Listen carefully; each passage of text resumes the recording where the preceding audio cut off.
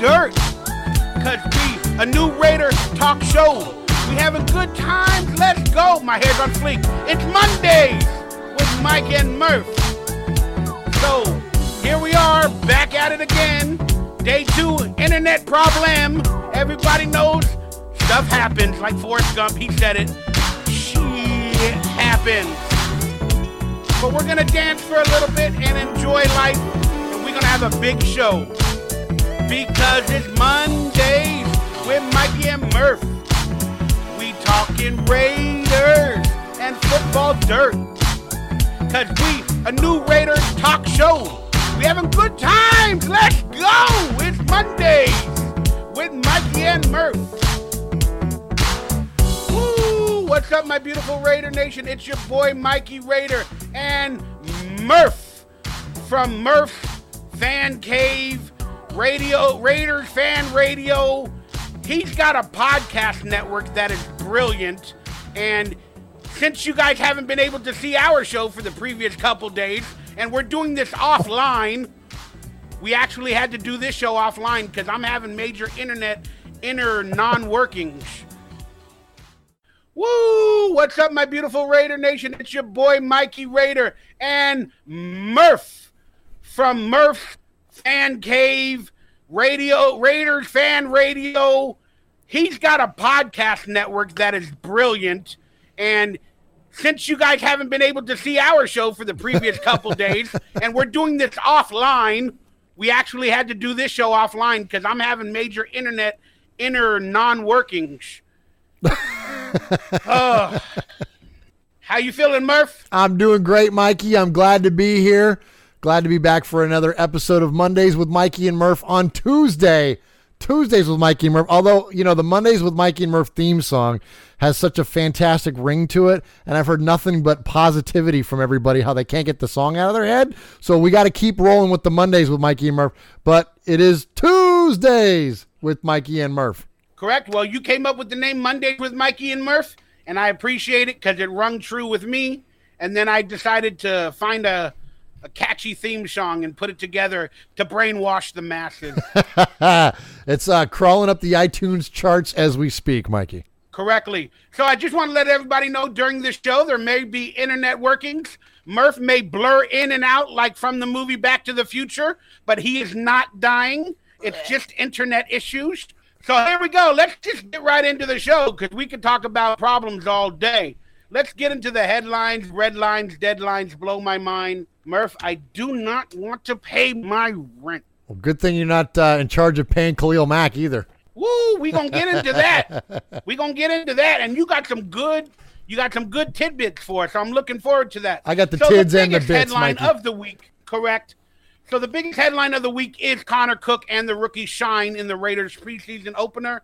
We will get into more details with the Lions game, the stats, and we'll break it down as best as we can for you guys coming up. But that is the major headline for the week. And the next headline that I really like is let's just play the clip and then we'll talk about it.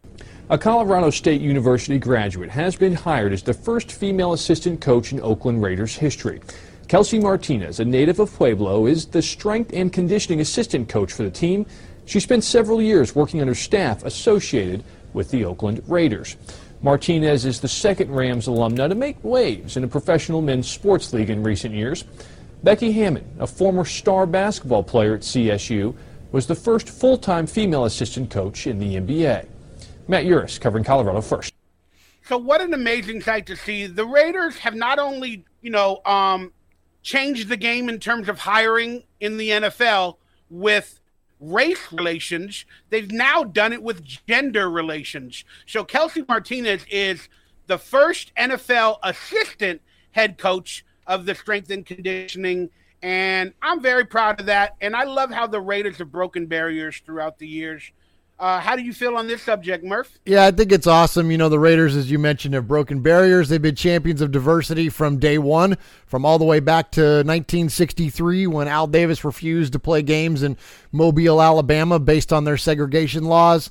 Also, throughout his career after that, he refused to play in certain cities where hotel policies had players segregated based on race. So, Al Davis started this with the Raiders from literally the inception of the Raiders all the way through to when he hired the first African-American head coach in Art Shell, hired the second Latino coach in Tom Flores. And then, here you mentioned that they're being champions for gender equality. Well, Al Davis did that as well when he hired Amy Trask as the first ever female executive. So this is just really kind of in a long line of the Raiders doing these kind of things. And this is great. I look forward to the day when, we stop having firsts of things, when we stop having the first woman this or the first, African-American that. I just look forward to the day when we've just kind of everybody is occupying all things. You know what I mean? And that might be a little bit of pie in the sky and a little Pollyanna on my part, but I think it's within reach. I mean, the more and more times that these things occur, that's just one more down and one more barrier broken through. So I think it's awesome. Congratulations to Kelsey. She's the first ever female assistant head coach. Now, she does have two predecessors. I'm going to forget their names off the top of my head. I know it's the one lady with the Niners and then the one with the Cardinals, Jen Werther, I want to say her name was. She was a strength coach. But so this is the first time that there's been a female assistant head coach. And, the players are already reacting positively to the hire. She comes from the legendary Tom Shaw, Wide World of Sports down in Orlando. So she's already worked with players like Bruce Irvin and whatnot. And so it's just a cool story, man. I'm excited for the Raiders to continue this path that Al Davis put in place for them all the way back in 1963. Congrats. You got a lot of information there, Murph. That's why you've been hired. I got a lot of stuff going on up here, Mikey. There's all kinds of business. So do I, but mine's not all good, brother. All right, let's move on to the next one. Well, yesterday and today, when we're still having internet problems, but we asked the question, should Donald Penn take the pay cut? Well, it came in today that Donald Penn did agree to restructure his Raiders contract. Apparently, he's getting more guaranteed money. I don't even know the details. I don't know how it worked out. I don't know what the pay cut is. But apparently, he knew he would have been traded or released or something if he didn't take the pay cut. And he took a pay cut for the team. So, I don't know. What are your thoughts on this? How did it happen? What happened? Yeah, and I think he saw the writing on the wall. You know what I mean? That he knew that Colton Miller was drafted to be his replacement, and his time with the Raiders as a starting left tackle was going to be short at a minimum. And then Colton Miller had done well, and he was looking that all signs point towards Colton Miller being the starting left tackle potentially this year. And the Raiders have a need at right tackle, and so they put it out there to Donald Penn to look, are you willing to take a pay cut to stay with the team? You're 35 years old. You're coming off of an injury. What's the market for you out there if we cut you? And Donald Penn, I think he kind of came to his wits, and which, I've given Donald Penn a bad time over the years, the past couple of years, with the holdout and the things that his messaging was always kind of contradictory. He would say that it was about winning a championship, but then he was all about the money. Well, you can't be both. Sometimes you got to pick a lane. Well, in this time, he picked his lane, and he's truly going to sacrifice to remain with the team. He's already taken snaps over there at right tackle, which is not easy to do. It's not just easy to shift from one side to the other. Of course, he did play quite a few snaps over there in 2016 at right tackle. But so he's gonna, so he's kind of embracing this. He's kind of embracing his role now with the team, and so kudos to him. I'm glad he came to his wits because the Raiders have a lot of youth on the line at the tackle spot, and so they could use a mentor like him. Now, granted, we already have veterans and mentors and guys like Kalechi and Rodney Hudson, but it's nice to have somebody that's in the building and in the room that's a tackle. So I think it's a great move. Good for him and good for the Raiders. In summary, but I don't know the true details yet, but it's not a pay cut. From the little bit that I've heard and read, it's a pay cut temporarily with more money now than later, right, or during the games. So he technically didn't get a pay cut. It's just like they diverted funds. So Donald Penn is actually getting more money in some aspect that I don't understand yet. Yeah. So it does. I hate the fact that we're saying congratulations and he took a pay cut, because it doesn't feel like he did. Well, yes and no. And you got to remember that in the NFL, the contracts are only as good as the guaranteed money, which is the hang up on a lot of these stuff. And we'll get to that with Khalil Mack in a minute. But it's all about that guaranteed money. It's all about that. And it's just like if you won the lottery, would you rather have, $100,000 a year for the rest of your life, or do you want $5 million right now? Well, give me the $5 million right now. You know what I mean? Like that's I don't know if those numbers work out, but you know what I'm saying.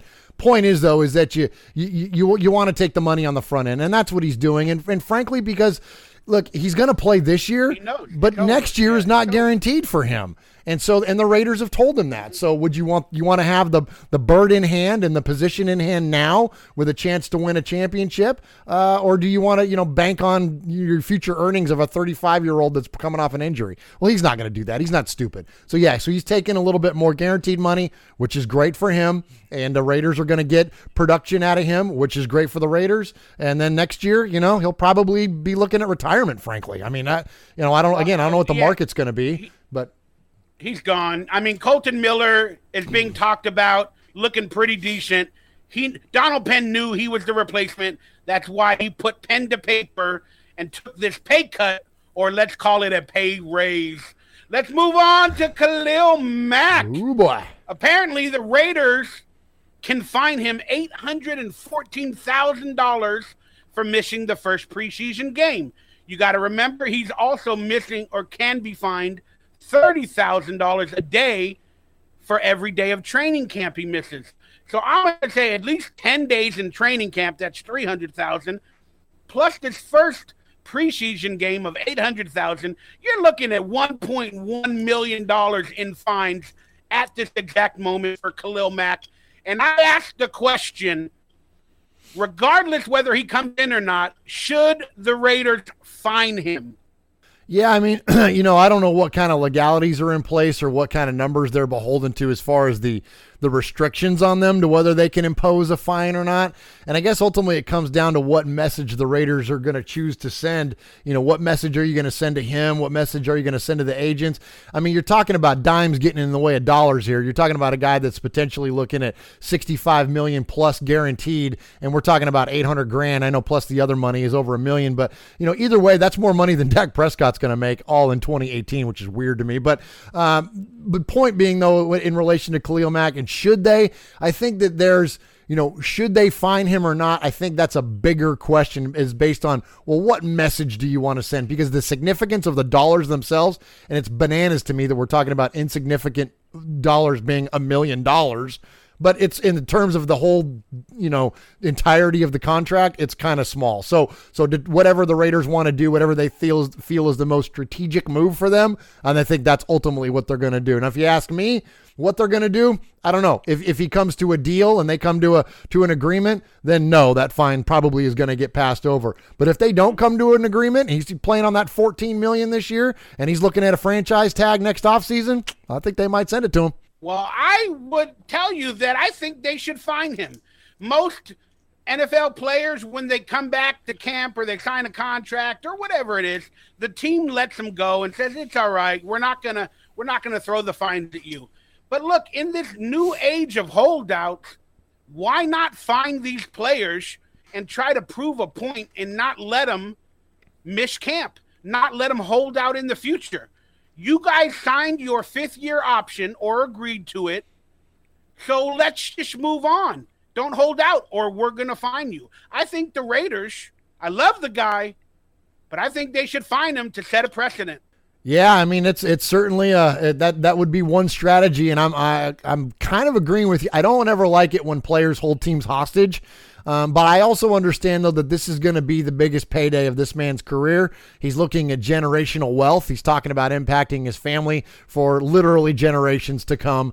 So, and I don't begrudge anybody for maximizing their earning potential. I'm a capitalist at heart. And in this case, I think Khalil Mack should make every dollar he's able to. And, frankly, I think the Raiders should pretty much pay him just about whatever. I mean, obviously not an exorbitant amount of money, but point being, though, is that I don't begrudge him for doing that. But at the same time, I don't like him hamstringing the team either. And, I'm a Raider fan more than I'm a Khalil Mack fan, and I don't want to see anything detrimental to the Raiders. So whatever the Raiders think is best for the Raiders, that's what I would support in this instance. I feel you, but here the story goes deeper. An ex-general manager claimed that Khalil Mack, the actual numbers he's looking for is $22 million per year, which would definitely put him in quarterback money. I mean, so you have to ask yourself, first off, is he worth that type of money? Or isn't? That didn't sound right. Secondly, can the Raiders afford that? There's rumors floating around that Mark Davis, Reggie McKenzie, and everybody have overextended themselves in their payroll and their business acumen to where they can't even afford Khalil Mack at $22 million a year to pay the upfront guaranteed money. Let's listen to this amazing audio clip of them discussing this very situation. Then we're going to come back into some amazing stats with Murf, and we're going to talk. Is Khalil racked? Will he rack up the money? But is Khalil Mack worth the $22 million a year? Next name is Khalil Mack. Paul Gutierrez of ESPN.com says that all of the players on the Raiders roster, Mack is the one to watch when it comes to a trade. Should the Raiders deal Mack now if they can get a first-round pick in return, or do they just need to pay that man his money? They need to pay this man his money, but the thing that's so interesting about this story, Bobani, is that there are reports swirling that the Raiders don't have the money. They don't have the cash. They're not liquid enough to pay the second-best player in the NFL, which raises many questions, such as, why can't the organization that's worth $1 billion get a loan from someone? How does John Gruden get $100 million, but you leave him strapped for cash? That does not make any sense to me. Well, the one thing about it, though, with Gruden, they didn't ever have to lay down a $40, $50 million check right there at the top. Now, this is important because I think it's something you and we talk about in these terms, and we understand it, that not everybody gets. The question is whether the Raiders actually have the cash, not what they're worth. Can they go into a bank account and pull out the money necessary to pay out the bonus for Matt? Because to pay the bonus, you got to have the cash, and then the cash gets put into escrow. There's a reason why the Raiders are moving. They're moving because they don't make enough money. When the Browns left to go to Baltimore, one of the things that happened before then was Art Modell had to take out a loan for Andre Rison's signing bonus because they just didn't have the cash. So if this isn't a matter of them saying, no, we don't think Khalil Mack's good enough, I don't think that's what this is. He plays one of the three most important positions in the modern NFL: quarterback, left tackle, and pass rusher. He is gold at being a pass rusher. You don't let those guys go. But if you ain't got it, you just ain't got it. And what we don't know is, you say, why can't you get a loan? Are you sure the bank wants to give him a loan? Right. Well, this is a great lesson in some basic sports economics. A franchise's valuation is not the same as the amount of money that a franchise has at any given point. And maybe that's a larger lesson about money being this figment of everyone's imagination. Fair enough. But it does strike me as crazy that an NFL team, granted it's the same team that is leaving the city that had a very poor baseball team with similar-ish problems in the Oakland A's, it's stunning to me that the NFL, an NFL team, can't get a loan from some hopefully non-predatory lender. But this would also be part of why they're trying to get out of that stadium, right? Like, if this were the case, if it is, and we don't know that necessarily. We don't. But you're not going to convince me. This isn't Aaron Donald with the Rams, where the question is, do you pay an interior lineman that kind of money? There is no question as to whether or not you pay that kind of money. You absolutely. Didn't that dude make first team All-Pro twice in the same year at two different positions? Like, you pay the dude. You pay the dude. That's what they're saying. You pay the dude. He's an all-pro at two different positions. But hey, let's think about this before you get into your stats. Like, what is Mark Davis doing? Just like they stated it. And Peter King just said this the other day as well. If you can't afford to pay your best player on defense one of your star players the money he deserves coming off a contract, but you can get John Gruden $10 million a year, Derek Carr $25 million a year. Like, what type of businessman is Mark Davis? He can't get it done. They don't have the cash on hand, apparently. And that's a scary situation. I don't know, man. Let's get into it. Go ahead, Murph. Take it over, baby. I think the idea that the Raiders' finances are like, any of us talking about this, or any of us that aren't heads of multi-million and billion-dollar corporations. All right, so I think that idea that our finances, or that anything that we're used to, okay, and that is somehow transferable to that of an NFL franchise. I've seen and heard from more financial experts over the past week and a half in Raider Nation than I ever have in the history of my sports fandom. It is fascinating to me that people think they have the entire financial structure of not only the NFL, but the Raiders figured out in their head because they have Google. It's look, here's what I would say to all of this. This report is sensationalistic reporting. It's sensationalistic because mainstream media likes to take, and I mean all of mainstream media. In this case, it's just with sports and just with the Raiders, so I'll keep it to that. But they like to take these stories and they like to drill it all the way down to its lowest common denominator. And what that means they think so little of you as an audience participant that they don't think you have the brain to be able to wrap around large-scale concepts. They think they have to report to you, the Raiders can't pay their bills. Yeah, that's why he's not signed. Sure, that makes sense. Have you ever heard in the history of the NFL a team not making good on a player's salary? The answer to that is no. And the reason why is because it just doesn't happen. Only once in the history of the league has a team reported a net loss in finances throughout the course of a fiscal year, and that was the 2008 Lions. It's only ever happened once. And even then, did you hear about the Lions not being able to make good on their contracts? No. And the reason why is because the NFL is collectively bargained. You hear about the collective bargaining agreement all the time. Well, that's because you have 32 owners that collectively bargain with their representative, Roger Goodell, with the NFL Players Association and their representative, DeMaurice Smith. Those two entities collectively bargain how revenues and finances are going to work in the league through a particular period of time. In this case, it's going to run up until the 2020 season. All of those funds are already allocated and understood with how they're going to be dealt with. If, say, the Raiders were to default on a salary, it would be the responsibility of the entire league to make up for it. Okay, now, so that said, here's what I'll say about this. I'm no expert either. I'm not a financial guy. I've been around enough big business in my life, but I'm not some freaking expert. But I am willing to put in the work for my opinion and the work to at least kind of learn a little bit about what this stuff looks like. And I'm willing you're making me look bad now because sometimes I don't put in the work. Hey, look, you don't work for mainstream media, brother, okay? I'm talking about these people that are floating these freaking concepts out there. What they don't, I would encourage you, Raider Nation, don't take what some sports outlet tells you. Instead go to Bloomberg, go to Forbes, go to the Wall Street Journal, go to the financial institutions that do these valuations and do these reporting, and then look at what they have to say. What they have to say is that the Raiders last year in 2017 had $41 million in operating income. Well, what is operating income, Murph? Operating income is the amount of money that you have sitting around that at the end of the year, that turns into your profit, okay? Now, the Raiders were the lowest in the league, and this is where these misconceptions come from.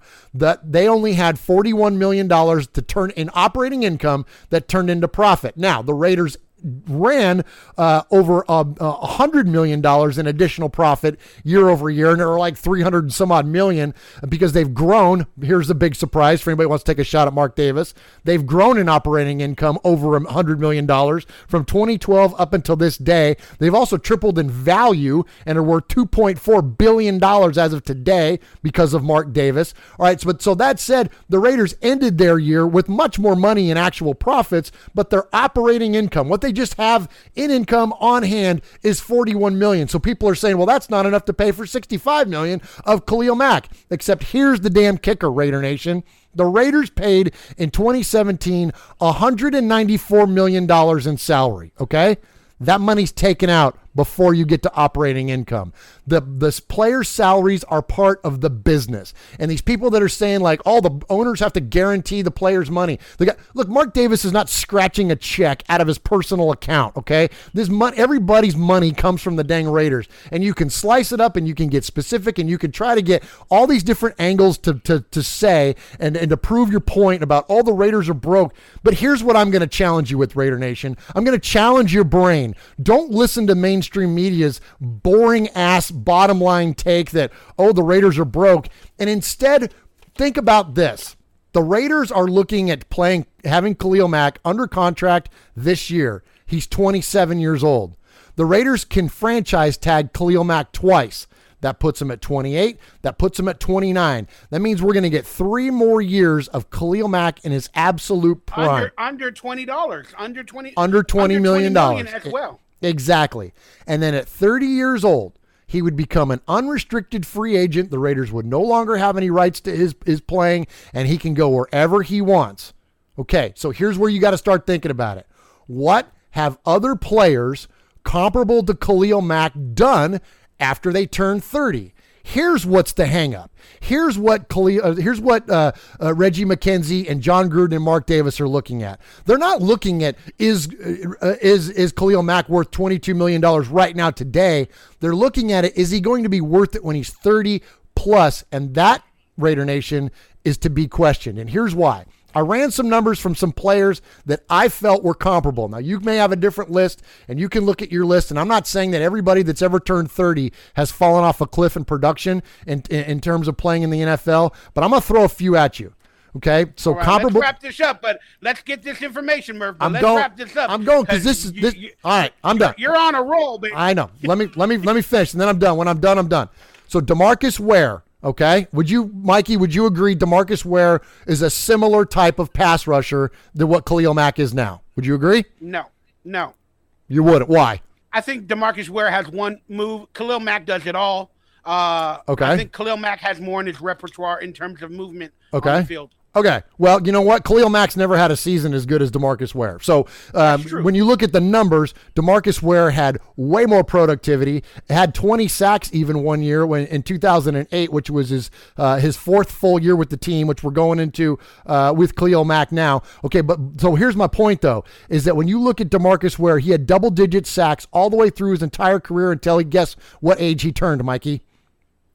30. Until he turned 30. And then in 2014, when he was 32, he had 10 sacks. But he never again returned to the kind of production that he had in the prime of his career. Dwight Freeney, would you agree that Dwight Freeney as an outside linebacker pass rusher is a similar player to Khalil Mack? I know he's not identical. Is he a similar player to Khalil Mack? All right, yes, I agree, but he's only got one move, Dwight Freeney. Doesn't matter. Here's what matters is that Dwight Freeney had double-digit sacks all the way through till he was 25. Then he had some injuries, and he had double-digit sacks again until he turned 30 years old. Then he went down into single sacks and did not have them again. Greg Townsend, our beloved Greg Townsend of the Oakland Raiders, or actually Los Angeles Raiders, played from 1983 to 1997. He had double-digit sacks all the way through until he was 31 years old, in which case he fell off a cliff and never had more than 7 on a year. And then here's the ultimate example. The ultimate example, and I'm not even going to ask you whether you agree or not, because you should, and so should everybody listening. The best ever, Lawrence Taylor, outside pass rushing linebacker. When he turned 31 years old, he had 10 and a half sacks, never sniffed anything more than 7 for the remainder of his career. All of these guys that I just reviewed, the majority of their sack production came from their third year through till about their 7th year.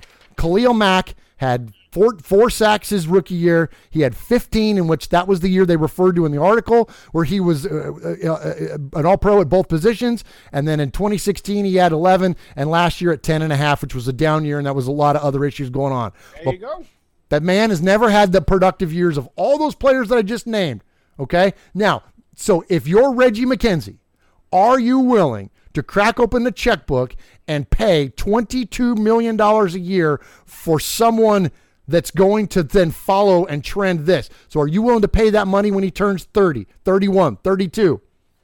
Tell me, Mikey. I think there's a bigger play, Raider Nation, and I would encourage you, think about that stuff. Don't drill yourself down to the lowest common denominator and devalue your opinion and go, oh, the Raiders are broke. They're just thinking at the moment. I mean, a lot of us live in the moment with not reaching out to, the future and all that. But I want to give you kudos for looking up all those stats, coming with the information. I said it a while back on some of my videos. I believe Khalil Mack would not get a contract. I believe he would have been tagged. And I think now, Murf, you finally saw the light as well. Yes. Because a couple episodes ago, you were like, no, give him his money, this and that. And now you did your research, and you came up with the brilliant conclusion. Well, thank you, and I appreciate that. But I will say this, though. Do I still think they should sign it? Yeah, I still think they should. I don't think that you take advantage of the franchise tag for 3 years. But does that make sense if you're running a business? You want to talk about business acumen? Okay. Does it make most sense for me to get this guy at a discount for 3 years and let him walk? What would Bill Belichick do? It does. Right? So look, in summary, we don't need to rehash it, man. You came with the good information. All right, I'll shut up now. And I love it, brother. All right, man. Whew. Thank you for doing your work. So, in summary, Khalil Mack, I don't believe he's going to get his money. All right. Let's go to the next story. Chucky is officially back in the silver and black. Chucky coached his first game with the Raiders since 2001, and it was a sight to see, and I loved it. Chucky came out. We saw it in the video. We saw it on the sidelines. I loved it. I heard it in the press conference. And you know what? I'm excited again. What say you about Chucky being back? Not just John Gruden. We're talking Chucky. Yeah, that was really cool, man. I had both my boys were born after John Gruden had already departed the Raiders, and so they don't really know John Gruden other than the Monday Night Football guy. And so hearing all this stuff about Chucky gave me a good opportunity to sit down with them and kind of go over and relive how John Gruden came to that nickname and what he meant to Raider Nation. And I think it's awesome. And one way or the other, and that Super Bowl hurts me as much as it does any of us. And it was a tough thing when John left and when he came back and we met back up with him in the Super Bowl and he beat us. But aside from all of that, the last time we were good for any consistent period of time, it was when John Gruden was our head coach, and to see him prowling the sidelines once again and not only embracing the Raiders as a team and representing them as their coach, but he's really done an amazing job of representing Raider Nation, embracing the Raiders culture, and with the thing from Ricky's to high-fiving the black hole when as soon as he got into the Coliseum the other night, it's really cool that he represents us well. I think he does a good job of representing Raider Nation. I'm proud to have him as our coach, and I think it's awesome to finally see him come back. This is something at least I know as a fan, I've wanted it for a long time. And so to now finally see it come to fruition, I think it's pretty awesome. This is going to be a most interesting year because he's nothing but pure entertainment. So if things are great, it's going to be fun. But if things go bad, I don't know what's going to happen, Murph. I'm a little nervous. But either way, we're going to have a good time, and Chucky will come out to play Heidi-ho either way. All right. But speaking of Chucky, one thing about John Gruden, and Derek Carr is an impressionable dude. Derek Carr is like, every day he's somebody different. He takes on personalities of many different people. And apparently with John Gruden in the mix, saying the word man all day at training camp, Derek Carr has kind of taken on that persona.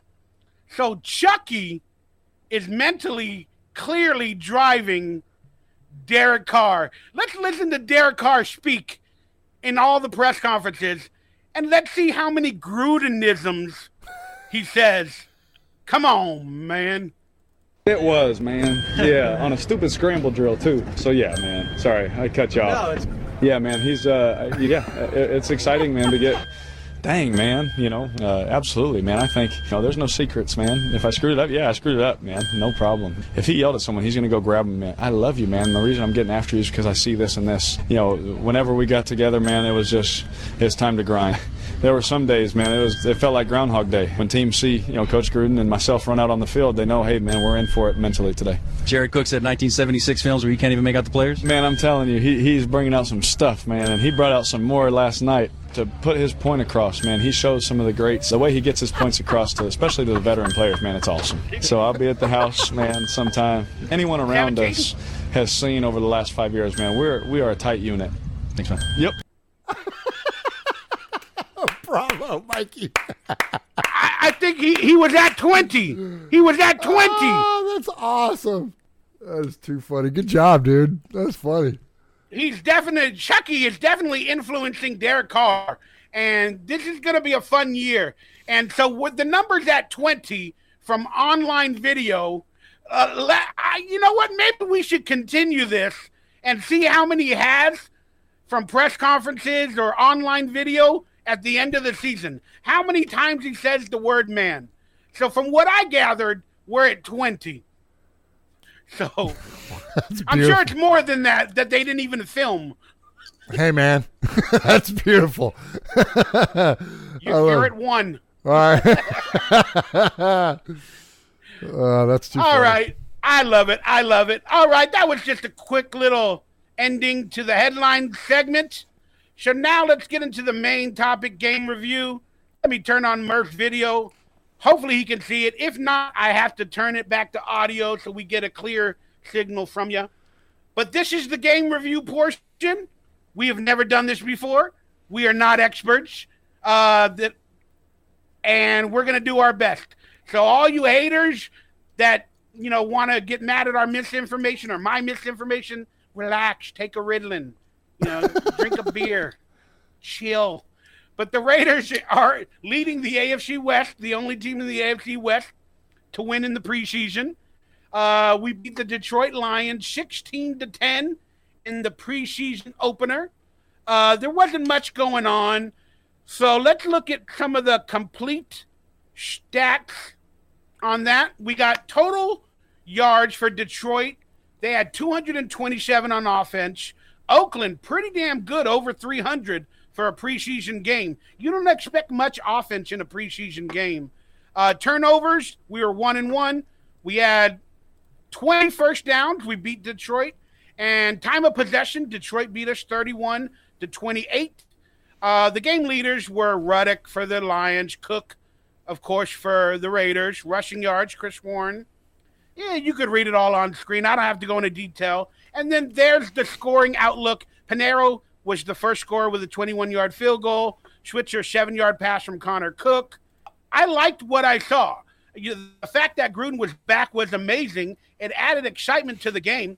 Yeah. But the play calling was very simple. And look, of course it should be simple. It's the first preseason game.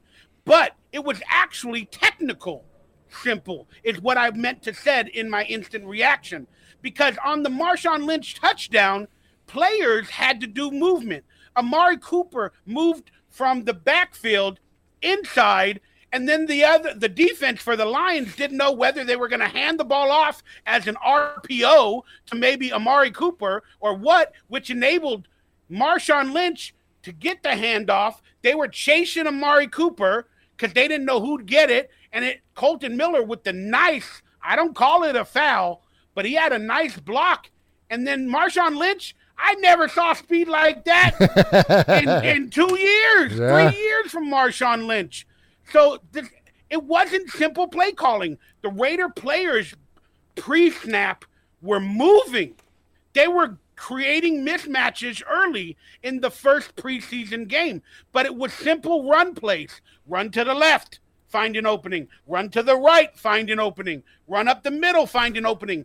But the wide receivers and the tight ends were doing movement to freak the team out. So it's technical, but it's simple as well. And the blocking schemes are easy. You just open up a hole on one side, and you let the wide receivers and the movement do all the work. And I loved it. Then on defense, they were moving players around. They were showing like they were showing a blitz. Then they were backing up. They were allowing their linebackers to get in multiple positions, and they were putting their players in the best position to get a sack, to get a fumble, and they did. It was amazing to see that much work was shown in week 1 of the preseason. Now, when the regular season starts, I admit, professionals will come out, and will it be enough or will it get better? Yes, it will. But still, I liked what I saw. And I'm being honest. For the first time in a first preseason game, I saw the best Raiders team on the field for the first preseason game ever that I can remember. I'm being honest with you guys. Yeah, well, you could definitely tell there's been a culture shift. Jack Del Rio, anytime you're winning, then a lot of things get covered up, right? It cures a lot of ills when you're putting up 12 wins through the course of a season. But his weaknesses were glaring last year as a leader of the organization on the field and as a leader of the team. And just to again to go back to the thing about Gruden representing Raider Nation, as a representative of the Raiders, his weaknesses were glaring. Those things that were weak about Jack, and I'm not fully taking a shot at Jack, but little bit. But those things that were weak about it they're not there now. You could tell the demeanor of the players, just the overall organization on the sideline. There was a different. You're right. And look, if we're feeling this already in a preseason game, that tells you that there's a lot of good to be had, because it's only going to go up, right? It's only going to trend upwards. Very rarely do you see trending downward, because that regression, that's a fault of bad coaching. And we regressed like crazy last year. So I can't imagine we're going to regress this season. And so if this is our starting point, Mikey, we got a lot to look forward to. That's what I mean. With the third play call of the game was a touchdown taken back. And then what did he do right after that play? He had Derek Carr throw deep to Martavius Bryant. Cool. He didn't take his foot off the gas pedal. He didn't lick his wounds off of the penalty. He said, you know what? We're going for it, man. Going for it, man. I don't care, man. And then the first play of the game, what chemistry did he build? It was a pass call and a pass play to who? Jordy Nelson within 5 yards. And you called that one, by the way. You said they were going to go to Jordy right off the bat. You called that one a mile away, Mikey. Of course. They want to build that chemistry. And then they want to see if Jordy Nelson might be the first down playmaker in a lot of situations. That's why they had him run a 3-4 yard out, and then he caught the ball. Because they're trying to get that chemistry on the sidelines with Jordy Nelson and Derek Carr. And Martavius Bryant, they want to go deep with him. Plus, in the first preseason game, they went deep with Martavius early, so now in future games, the teams are going to back up, and they're going to be nervous. They're going to be like, he is going to go for it early. Yeah. And it was a sight. And Derek kind of missed him on that one too. You know what I mean? I loved that play call too of sending him down there deep. And Derek just kind of threw a bad ball, and I think you saw, based on his reaction coming off the sideline, he knew he did it. But that's not going to happen very often. We're not going to see that very often for him to kind of miss and to throw it short and inside like that. We're gonna see Derek stand back there and air one out, and I think that's going to be a nice addition to our team, man. We hadn't had a threat like that in a while. You know what I mean? We haven't had anybody that could blow the top off of a defense like that. And then you add his size into the equation, which we kind of look. I know Andre Holmes isn't, a Raider great in terms of lineage, but when you look at what he was able to do with his size and frame and box people out, and you know what I mean, and catch fade routes, like we hadn't had a player to do that since he left, and now here we got Martavis can certainly accomplish that with his big frame. So I'm excited about our team, man. The wide receivers, I know you don't want to get into players, and I'm going to shut up, but I'm just saying this. The wide receivers we're stacked, man.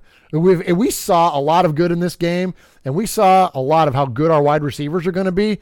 Man, I'm telling you, we got like 4 or 5 guys. I mean, we're deep. We're deep. All right, let's go into the positional reviews. Let's go into the passing game. I mean, what you saw from each player, we'll just talk about it a little bit. Like Connor Cook, like he stepped up.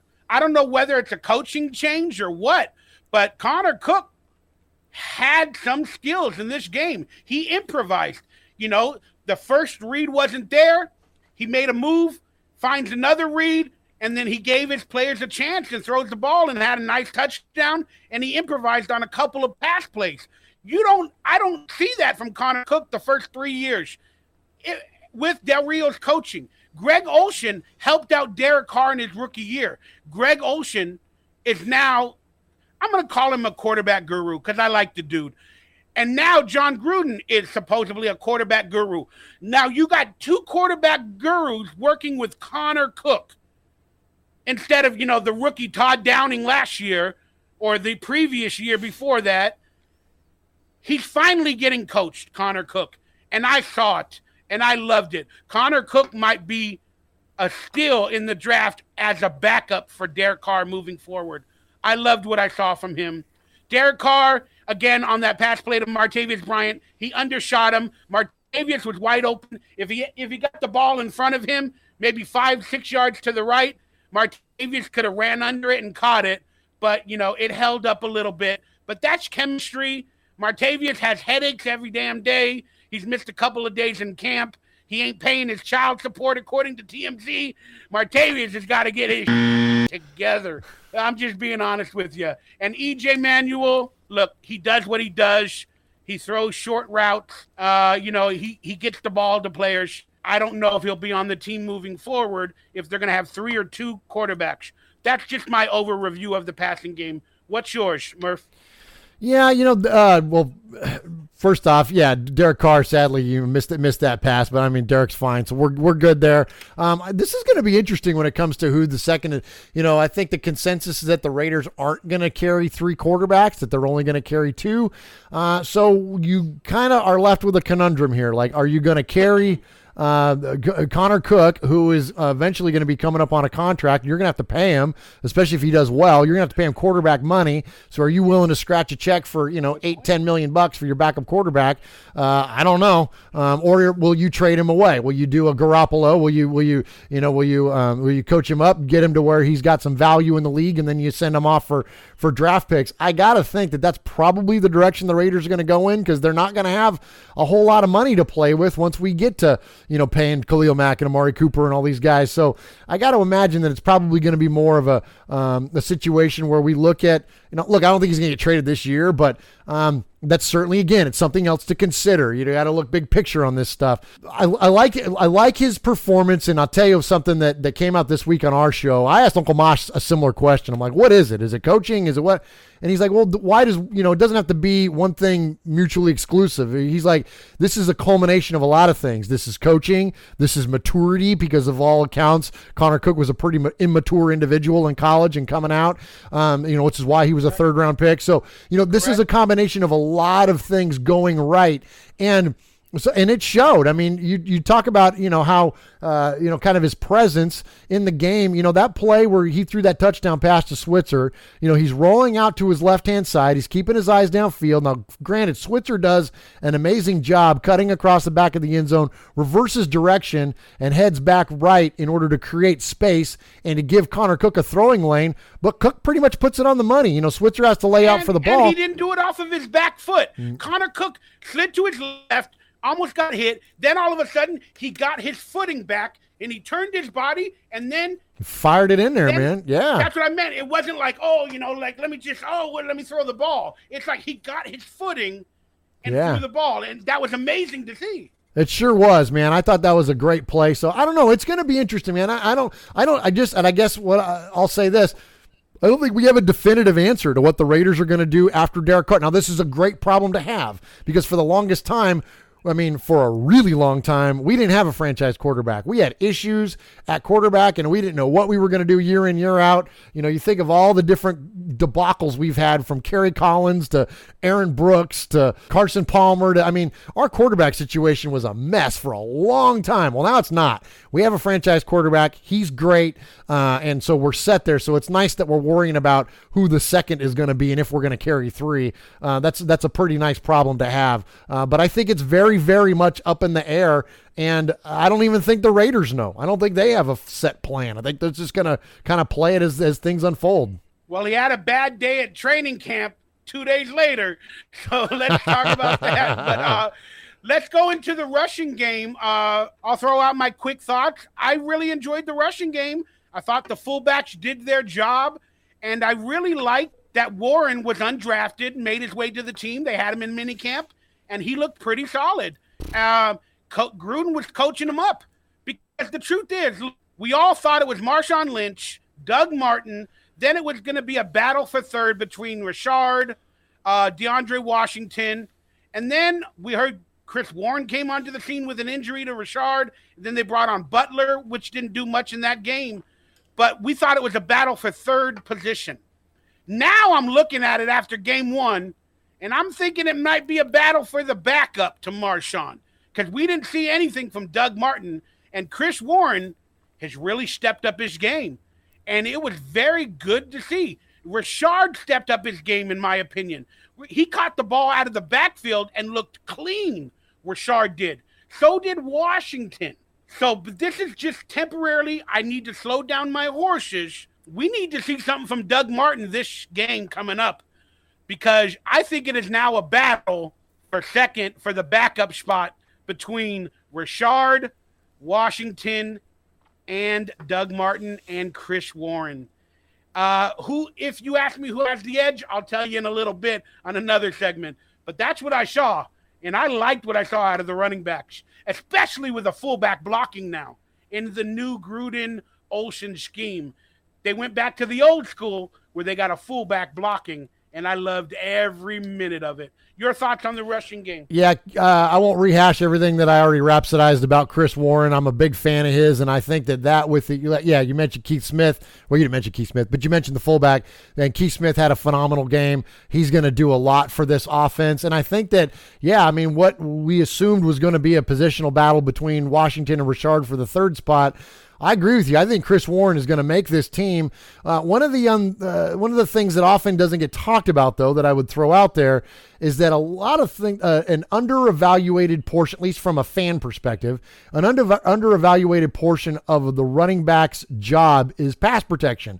It's one of the things that Marshawn is amazing at doing. We see him constantly, mentoring Carr, frankly, in protections and who does what and what. And so that's a big deal. And so where Chris Warren fits into that, and as far as his capabilities, I don't know. He's a big old dude. So, we know that he's big enough and strong enough to be able to pick up blocks and to be able to identify blitzers and whatnot. But he's big enough to physically handle it. But the mental side of it, I don't know. I don't know what he's capable of. And that's a big deal. Right? That's been a knock against a lot of players and has cost a lot of players over the years is their inability to pass protect. So, and if you're a backup running back, it's really going to be a big deal, right? Does he add any special teams value? I don't know.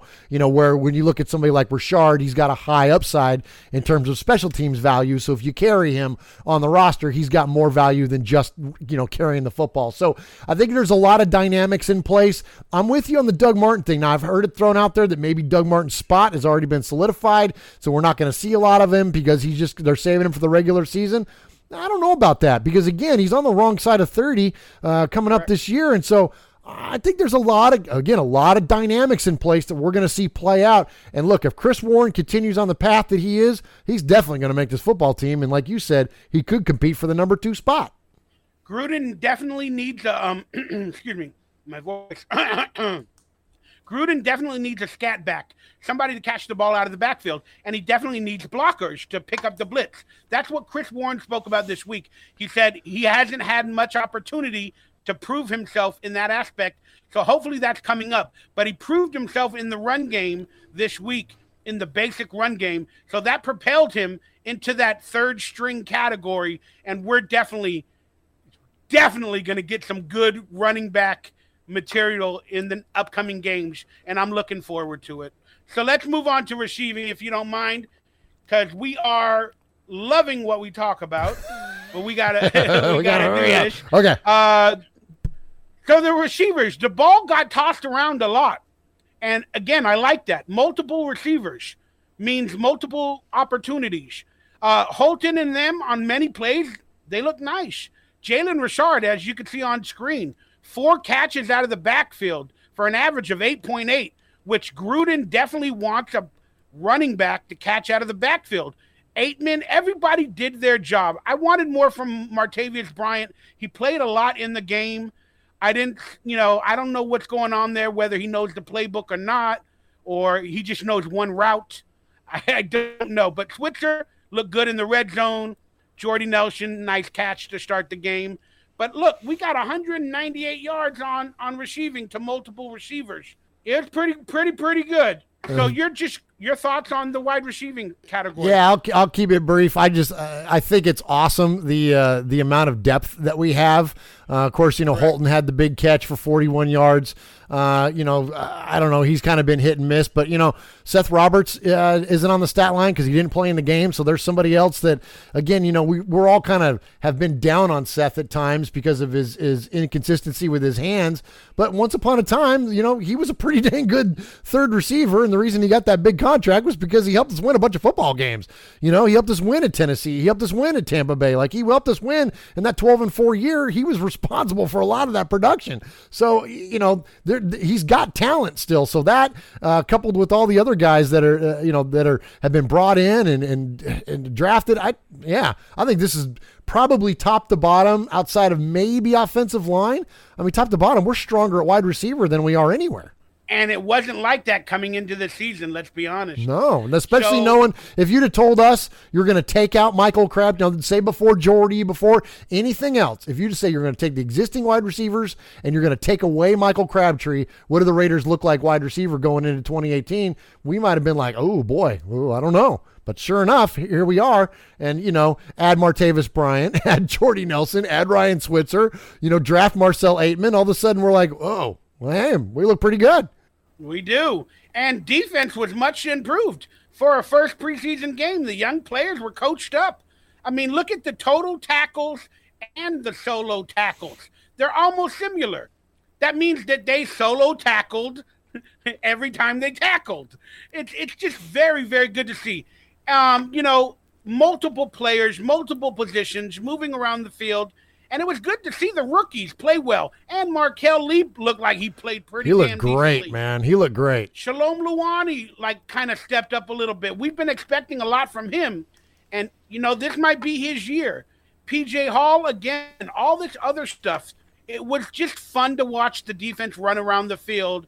And the defense won the game for us at the end. They were driving. Nick Nelson, a couple other players stopped them.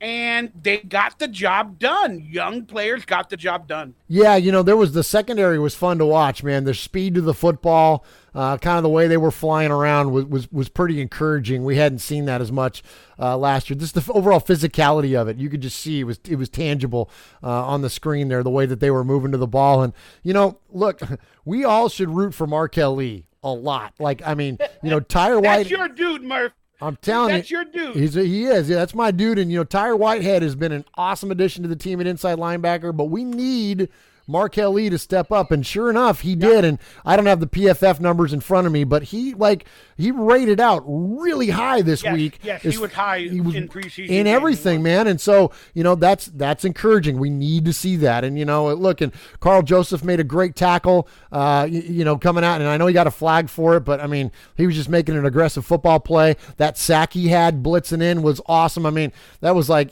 switch the 42 for 24 and visions of, Woodson going in there. Like, that was cool, man. So, yeah, I'm encouraged by the defense as well.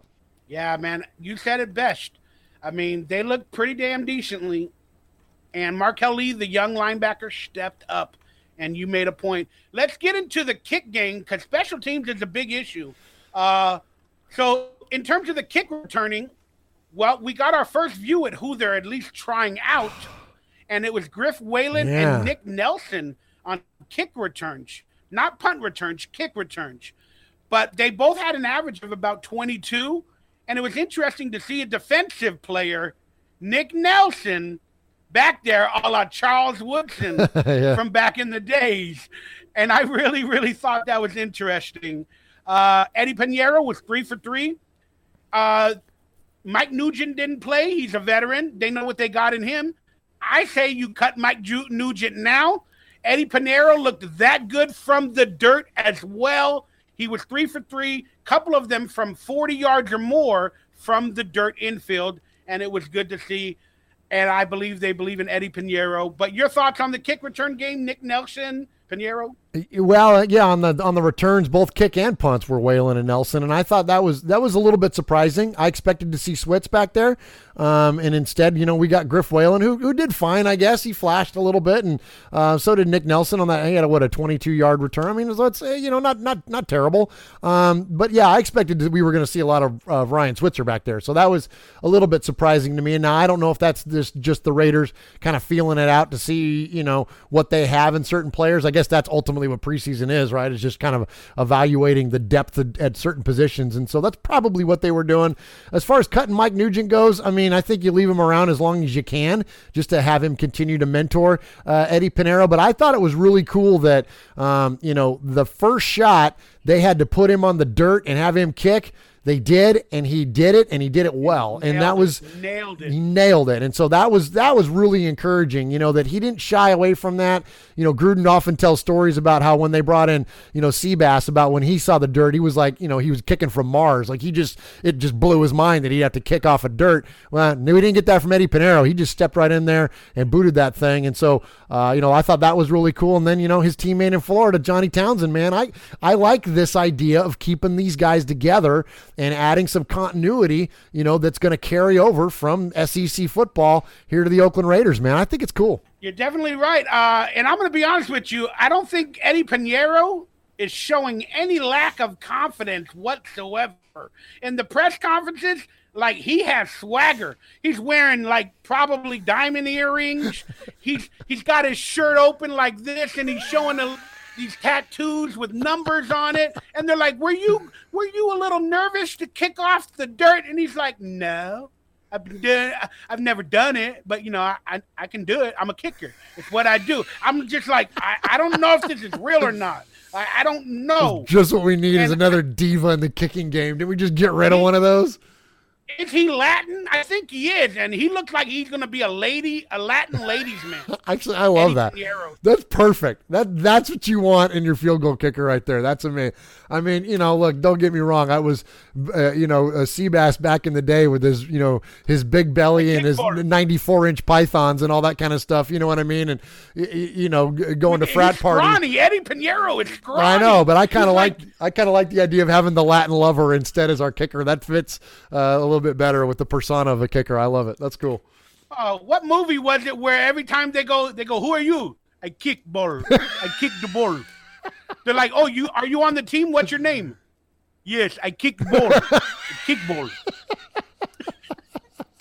I love that. In punting, you're right. Griff Whalen, 4 for 46. Nick Nelson, 3 for 20. Johnny Townsend averaged more than Marquette King this week. Oh, boy. I'm letting you know that. I looked it up. He averaged more than Marquette King this week in Denver with the altitude. Hey, and Marquette out-averaged him in idiotic podcast/radio appearances, so I'm so glad that we've gotten rid of that guy. Oh, my goodness. Again, I want to watch this situation the entire year. I want to go over Marquette King's averages in Denver and compare him to Johnny Townsend. I'm sure Marquette King will win in the end. He better. Now he has altitude as well. He better. But still, and you know what? If he doesn't blow him out of the water, like, Marquette King should win that battle, and he should win it handily. And if he doesn't, that just shows you how much he was overrated. Yep, it was a bad week for Marquette King. I don't know what it was. Marquette King, I think he averaged 39.4 or 39.5, somewhere around that lane. So interesting. All right, so there it is. That's our game review. Now let's go into who were the studs, the duds, and the sleepers in this game. You can pick one of each in any positional field. So I'll start, if you mind, with my stud. My stud of the game, I'm going to say Nick Nelson. I'm going to go defense. I didn't expect much from him. He was injured early in camp, and I just saw a lot of fight in the dude, and I want to hype up our defense, and I really like Nick Nelson, so I'm going to call him a stud. Who's your stud for the game? My stud is going to be Keith Smith. They brought him in to block guys to lead the way for Marshawn, and he certainly proved that in this preseason game. There are certain things that translate from preseason to regular season, and you know what? It doesn't matter what week it is, what game it is, what the scoreboard is. When you take off from an I formation and you lead the way and you take out 3 dudes, one at the line of scrimmage and then a linebacker about 5 yards after that, and knock him into a third guy to clear the way for your running back, guess what? That's going to translate no matter what week it is. And so for Keith Smith to show that capability already, he's my stud. I got you. My dud for this game is, well, I'm going to go out on a limb. People are going to get mad at me. It's going to be Derek Carr. I expected more with the play calling, and it didn't look as smooth as I wanted it to be. And, I just wanted a big game because Marshawn had the big run. Martavius Bryant was open a few times. But you know what? He's not really a dud. I don't even know why I'm saying that. But I'm just being a douchebag to Derek Carr at this moment. I don't know why. I don't know. I expect a lot from the guy. He's going to have a beautiful season. Get him in fantasy football late if you can, I'm telling you. All right, let's be honest. My dud of the game is, it's got to be Doug Martin. I wanted to watch him in this game. I thought he was going to play a lot. I don't know what happened. That's a dud. You can go with Seth Roberts as well. I don't know what happened. But give me your dud. Yeah, I guess I'm kind of in that same, man, I hesitate to call him a dud because I don't want to send the wrong message because I don't think that players should play when they've been hurt. But I'm going to put OBN Conley in as my duds because these guys were brought in with the first and second round, and they were brought in to help our secondary clearly, and because we need it. I mean, that secondary is a big issue for the Raiders. It's a big need for us. We need help covering tight ends. That's why Obi was brought in. We need help covering wide receiver number 1, and that's why Conley was brought in. And so the fact that neither one of those guys are still not on the field, in game time situations, it's disappointing. So again, I don't want to call them duds but look, until we see you, come on, man. Like, we get on the field. Get on the field, guys. Let's go. Jarvis Landry, I don't know if you watched the new Hard Knocks with the Cleveland Browns, but Jarvis Landry goes on this tirade in the wide receiver room where basically he's yelling at the other wide receivers, and he's telling them, unless your hamstring is torn off of the bone, your ass needs to be out there practicing. You need to be out here. If there's not an amazingly good reason why you are so hurt that you can't compete, then you need to be out there. And look, again, in fairness, I don't know what Obi and Conley are going through directly, but it's time for them to get on the field. Get on the field, guys. Let's go. Look, those were great duds. And there's a difference between being hurt and being injured. There always is a difference. Sleepers. You know what? I'm going to throw this out there. I liked what I saw last preseason from this guy.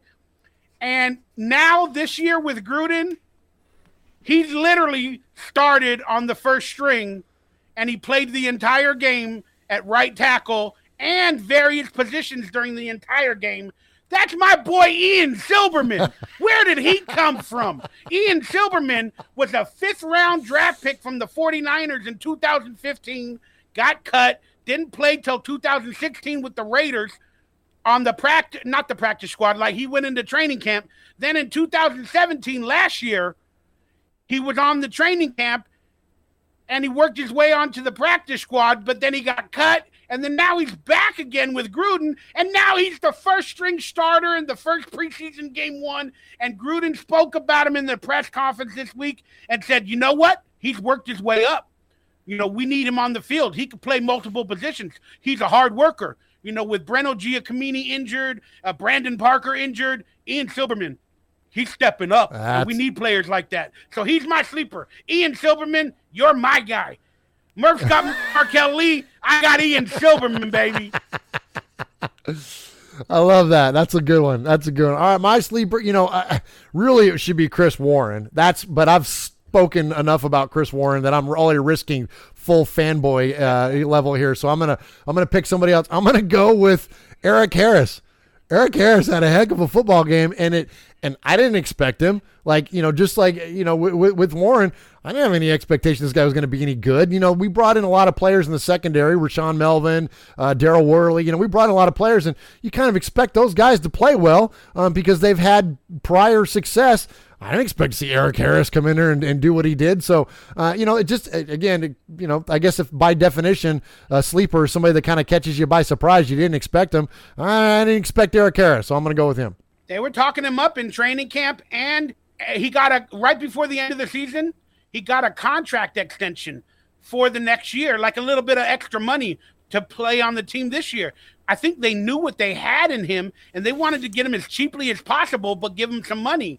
So that was very interesting. That's a good sleeper. I'm going to give out an MVP from the game. Well, you know what? It was Connor Cook, but I'm going to say Ian Silverman, but whatever. It was Connor Cook, but Ian Silverman was my MVP. Who's your MVP for the game? I'm going to go Switz. You asked me last week who I thought would be the MVP of the game. I said Ryan Switzer, and he caught that touchdown pass, and I'm like, all right. Now, granted, I thought he was going to be MVP because I figured he was going to contribute a bunch on special teams too, but that's okay. We'll take a touchdown the back of the end zone in his first leap into the black hole. We will take it. All right, let's go quickly the position battles, and let's predict the winners at this point in the season or the preseason. Donald Penn versus Colton Miller. Who do you think is winning? Colton Miller.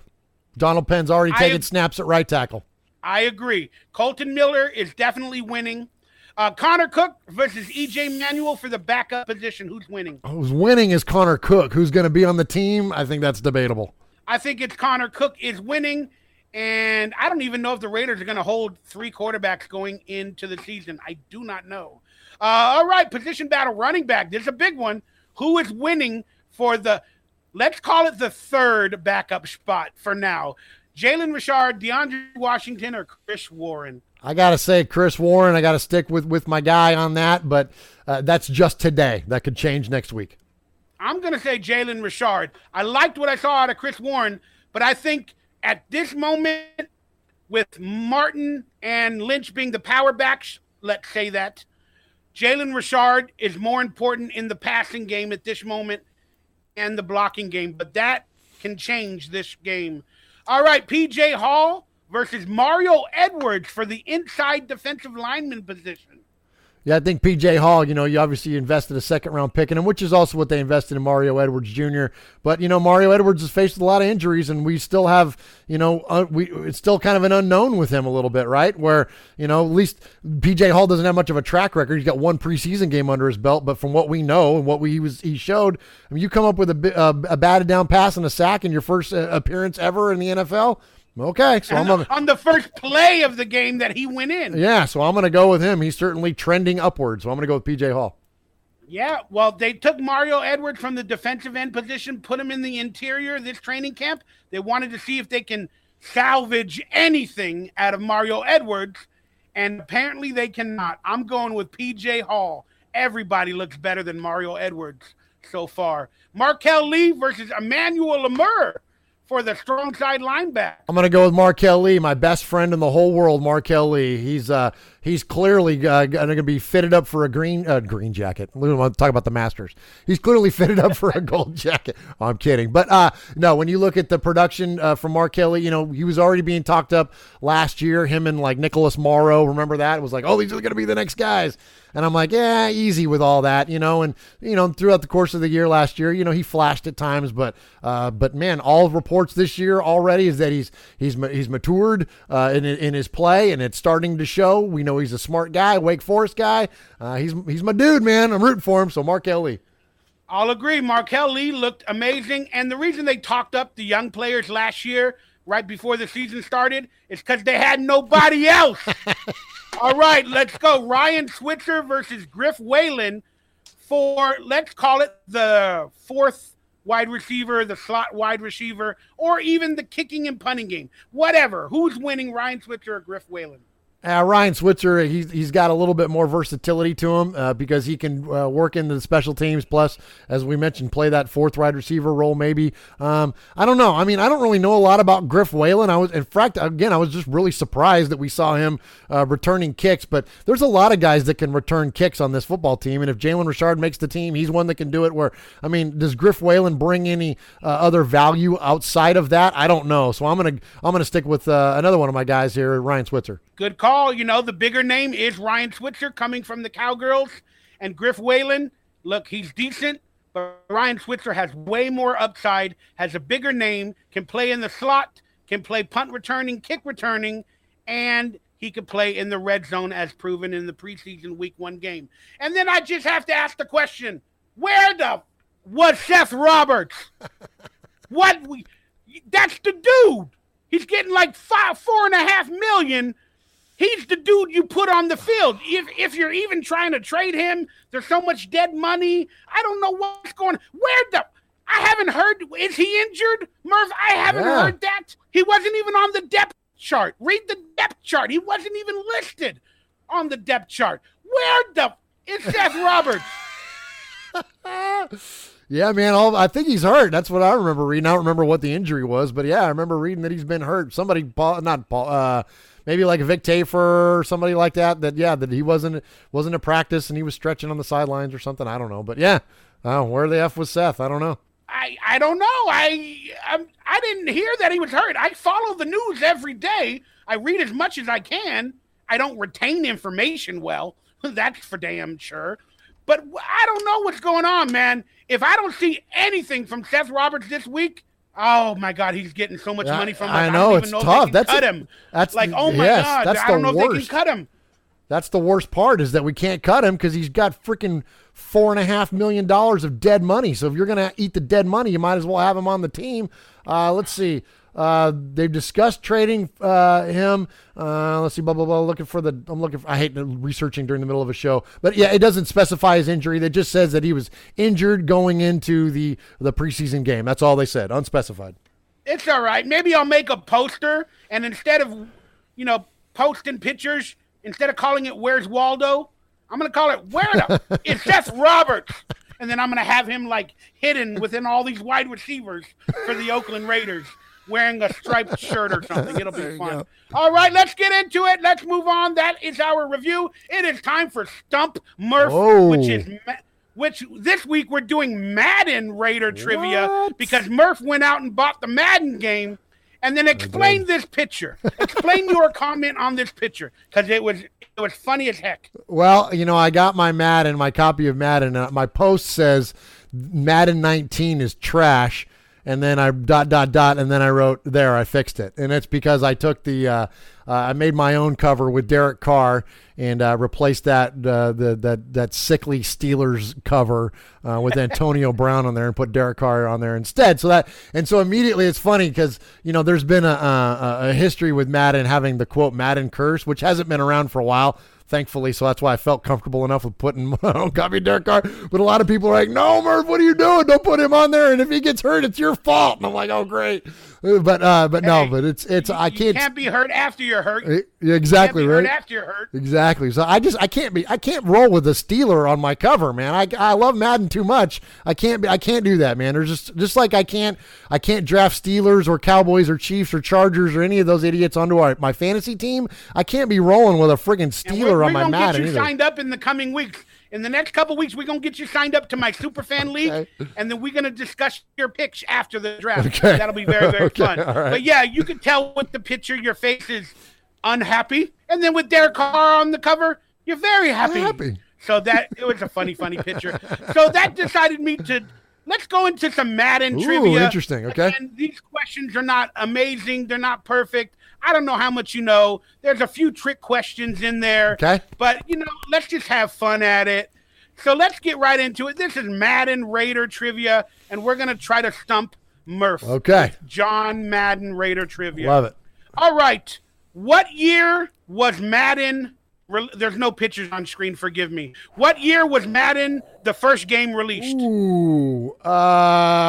John Madden football. I'm going to go 93. Well, you're close, but no cigar. 94? You're basically in the George Clinton era with no cigar for that, or the Bill Clinton era with no cigar for that. George Clinton's Parliament Funkadelic. I said George Clinton. I know. I added some funk into the Bill Clinton cigar joke. No, it actually came out on the PC. In the PC form in 1988. 1988. Oh, that's what got me. I bought it in 88. It became an annual video game in 1990 for home consoles, and in 93 it became officially Madden NFL. Thank you. With the That's name NFL. All right. So I get a little bit of a 3/4 right on that one, because that's what I was talking about. Oh no, I said what year was the original Madden game released? All right. Well, you got me on a technicality. You got me on a technicality, because that's the one, the incarnation that we still play today, Madden 19. That's the game that was established in 93. So I'm all right. I know I'm wrong, but I'm gonna file that one under protest. In 88, it's called Madden. All right. It's called Madden Football. I'm gonna file that one under protest. All right. Has a Raider ever been on the cover of Madden? No. Well, you sure about that? Yeah, unless you no, Randy Moss wasn't. No, I don't think so.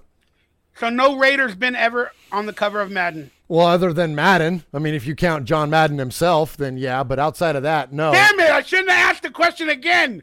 That was the trick question. I was going to say, no Raiders been on the cover. I was going to be like, Madden, the coach. He's been on it 11 times. John Madden has been on the cover 11 times, and he's a Raider.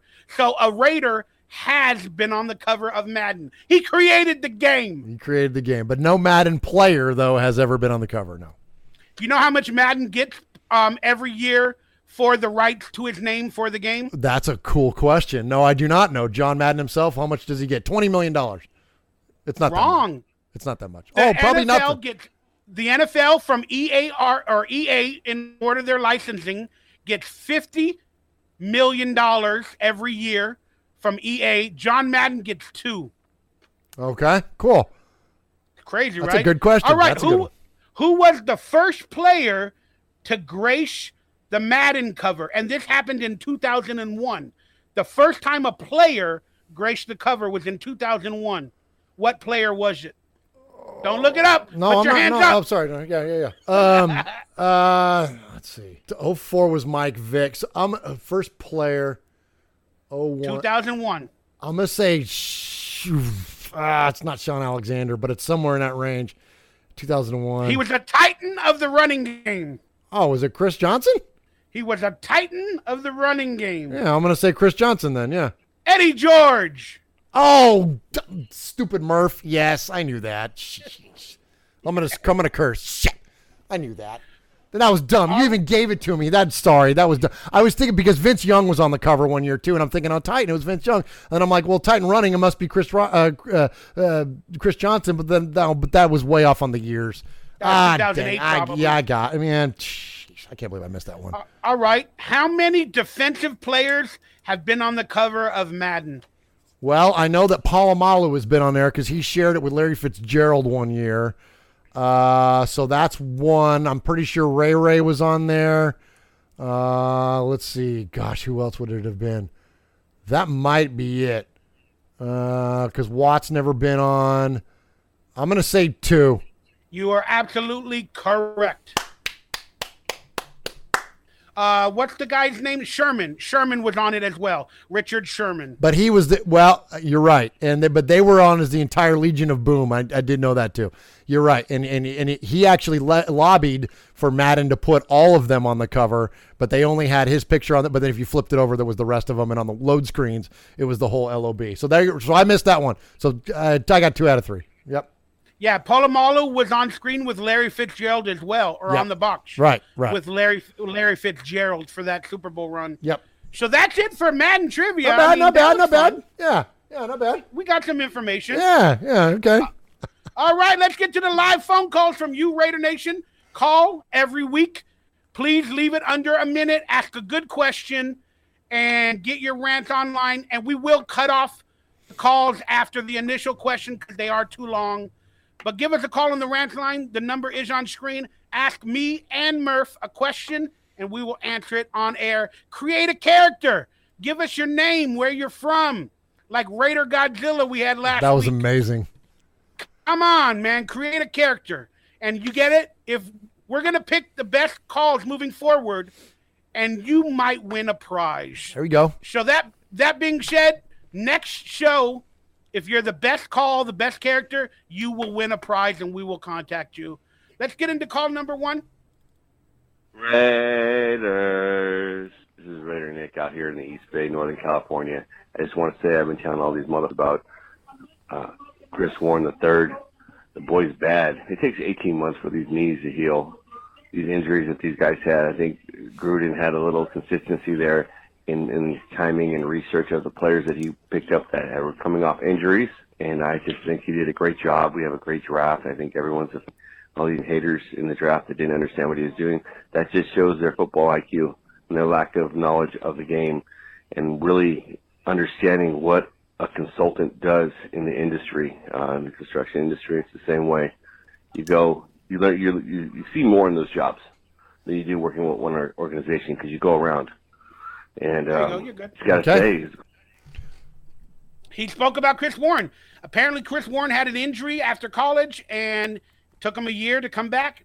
And it was nice to see on the field. Your thoughts? Yeah, man. Again, I could go on and on about Chris Warren. I think that it's a desperately needed position for us, and I love that kind of running style. A big running back, Bo Jackson, kind of, you know what I mean, a big power back. I think that's, of course, Bo is fast too, but you know what I'm saying. Well, Raider Nick said it first. He said, I've been telling everybody about the Raiders, but we didn't know because we didn't see your text or your forums. So, keep calling the show, Raider Nick, and let us know about the other players that you're picking to look good. Next caller, you're on Raider Fans with Mikey and Murf live. Hey, Mikey. Hey, Murf. This is Big Country Raider calling from Vegas. I just want to say I love the show. Love watching you guys. The bickering back and forth, I love it. You guys are awesome. I just want to talk a little bit about our defense. A lot of people say the addition of Paul G as the DC and the addition of some players is going to make, a big impact, but I think John Gruden is the biggest impact to our defense. I mean, watching games last season, I know all Raider Nation seen it. We had so many 3-and-outs, especially consecutive, 3, 4, 5 drives in a row. Defense couldn't even get off the field, get a drink of water before they're back on it.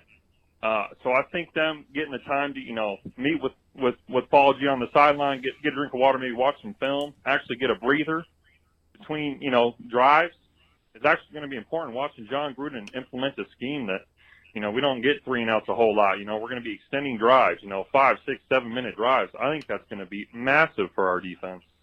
I think the numbers were skewed just because our defense had to be out on the field for damn near 40 minutes a game, it seemed like, last season. So that's a huge difference, and I think that Gruden will be a major, major addition to not only our offense but our defense in that respect. So I just want to get your opinion on if you think Gruden will be the biggest change for our defense, or if you think it is Paul G, or if you guys think it's the players. Anyway, just want to say love the show again and love the Raider Nation. Y'all have a good one. Well, first off, I love the name Big Country Raider. Yeah, but yet he lives in Vegas. Hey, man, Vegas is out in the middle of the desert, right? There's gonna be a lot of country down in South Nevada. I consider the South the country. You know what I mean? Like That's true. Out there, Florida as well. But it's just funny to hear. Like, I'm Big Country Raider from Vegas, the entertainment capital of the world. But yes, Gruden definitely is a motivating coach. I don't know if he's a defensive guru or genius or truly an offensive guru or genius.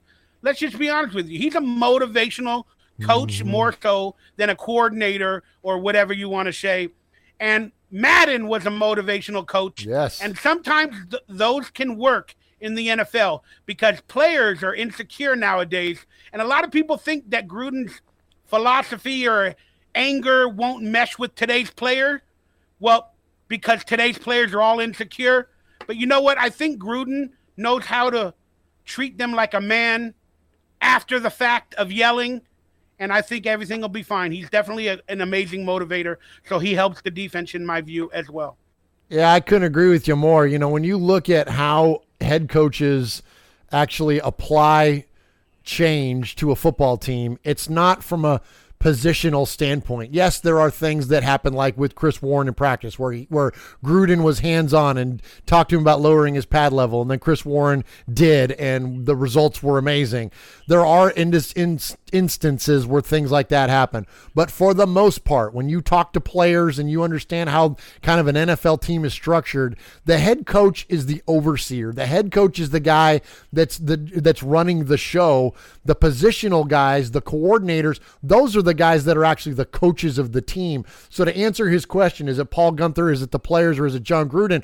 Well, it's yes to all of those things. That you have the talent, then you have the positional coaches to apply the proper mechanics and the mental aspects of the game, right? And the schemes and all that. And then you have the head coach that kind of oversees it all. And it's really the head coach's vision, right? So what is John Gruden's vision for the offense? What's his vision for the defense? Then he's going to bring in coaches that share that vision, and then they are going to coach that vision to the players, and then it's up to the players to then execute. So it's a 3-tiered thing, and all of those things that Big Country Raider were talking about, absolutely yes to all of those.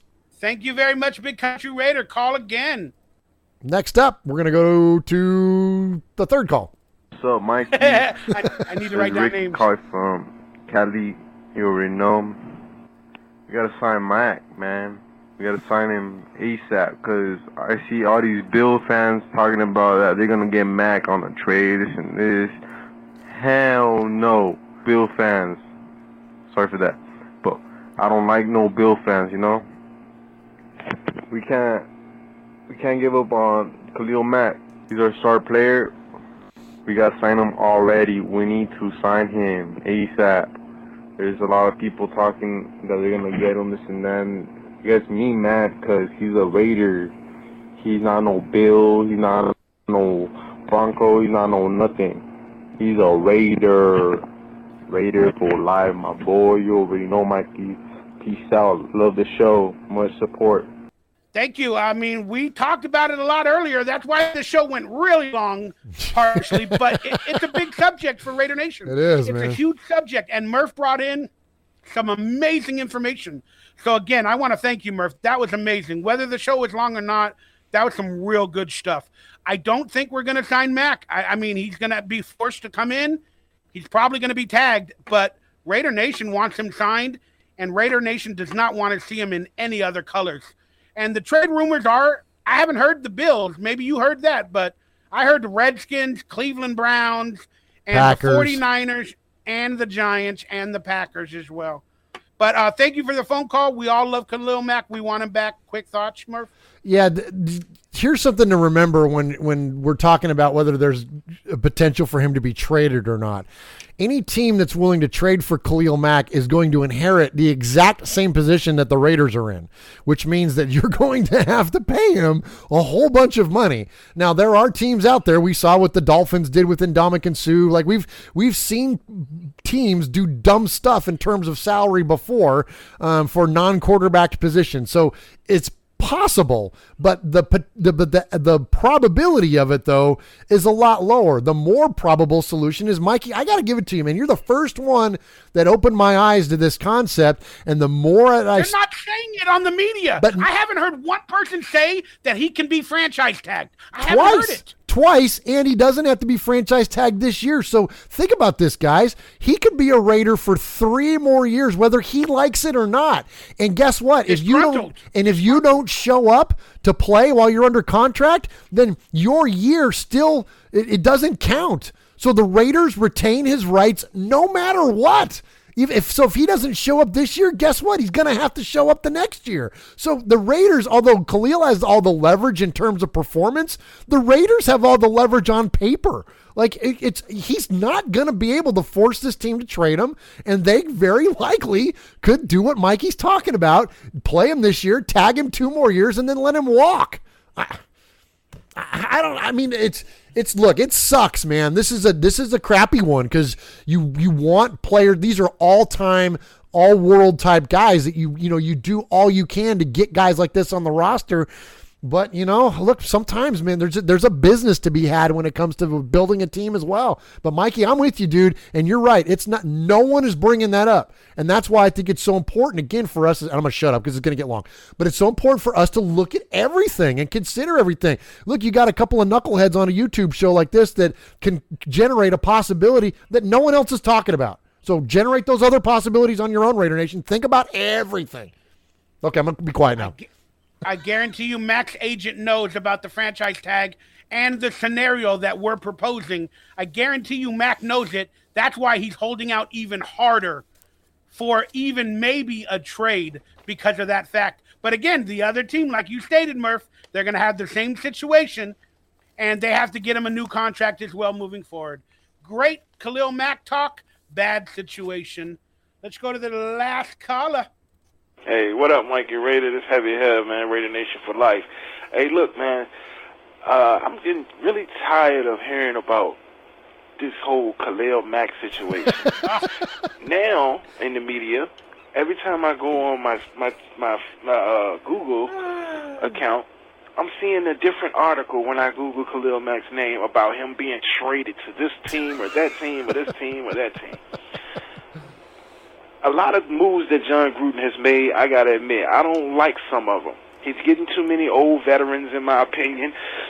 We were a young team before he arrived, and now we're one of the oldest teams in the league now. If this dude trades Khalil Mack, I think every season ticket holder should give back their tickets. And the reason I'm saying this is because why would we trade Khalil Mack when we have the option, even if we can't come to an agreement financially with Khalil Mack, we have an option to franchise tag him for the next 2 years. So why would we trade him? And I'm constantly hearing this, so I'm starting to think, is this really true? Are they really considering trading the best pass rusher in the NFL to another team so he can have to play against them, possibly twice a year? That would be stupid. So I'm real tired of hearing about it, Mikey, man. I just want to know your thoughts and opinion on it. I feel like they need to figure out a way to pay this man. We already paid Derek Carr. We paid Gabe Jackson. Those are two people that came out the same draft class as Khalil. Khalil Mack is the Raiders. He's the face of the Raiders on the opposite side of Derek Carr in the offense. They keep saying John Gruden's an offensive man. He's an offensive man. Okay, he's an offensive man. But we need defense. Defense is what wins games. So why on earth would they get rid of Khalil Mack? Pay this man. I'm tired of hearing about it. We want to see this man on the field so we can get this season going. John Gruden, if you listening, pay the man. He deserves it, and y'all need to stop playing with this man money and give him his money so he can get on the field and do his thing. All right, Mikey, I'm out, man. Well, thanks to Murf, too. Murf's here, so say hi to Murf. Everybody needs a little loving. But look, it's Heavy Head, I believe your name is. I think it's Heavy Hev. Heavy Hev. Heavy Hev or Heavy Head. Either way, it's with a heavy heart that we have to talk about Khalil Mack any further. But the only reason for the Raiders to trade Khalil Mack is to gain value because they hold the cards. They can franchise tag him like we said, but he'll be disgruntled. Raider Nation will be mad because he's mad, and it'll create a little bit of a controversy. So the only reason the Raiders would trade him is because they don't want to live that nightmare scenario of a disgruntled Khalil Mack being mad, playing with Derek Carr, who they're good friends. Everybody's disgruntled.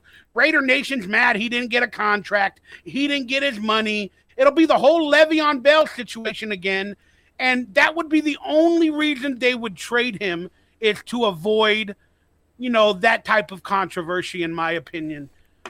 So, Murph? Yeah, a couple things he touched on there. First off, let's dispel this misnomer of John Gruden bringing in all these old players and turning our team into an old team. When you look at the core of the team still, we're very youthful when we're talking about Markel Lee, Derek Carr, Miller, Cooper, Joseph Jackson, Ellis, Bryant, Switzer, Smith, Hurst, Key. I mean, on and on and on. We're a very young football team. Don't let, again, the media taint your opinion of the team based on their reporting, because, again, that's easy for them to go, oh, John Gruden's bringing a bunch of old veterans. Well, you know what? Darryl Worley is 23 years old.